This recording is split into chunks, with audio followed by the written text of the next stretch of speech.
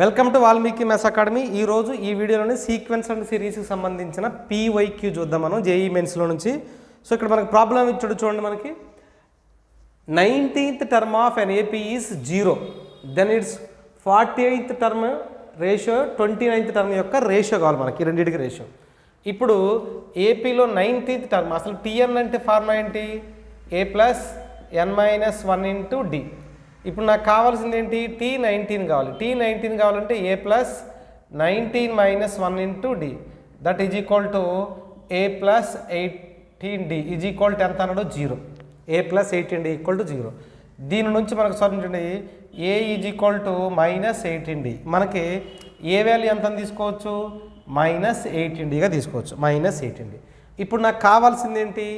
49th term.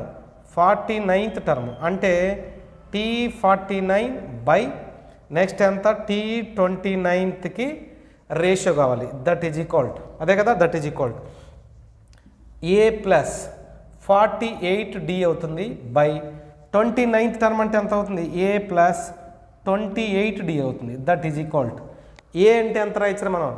Minus 18d plus 48d by minus 18d plus 28d రాయొచ్చు, that is equal to ఎంత?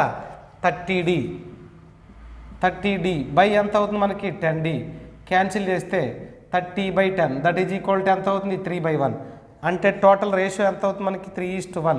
3:1 ఉంటే correct 1 అవుతుంది. 3:1. So second one is the correct one.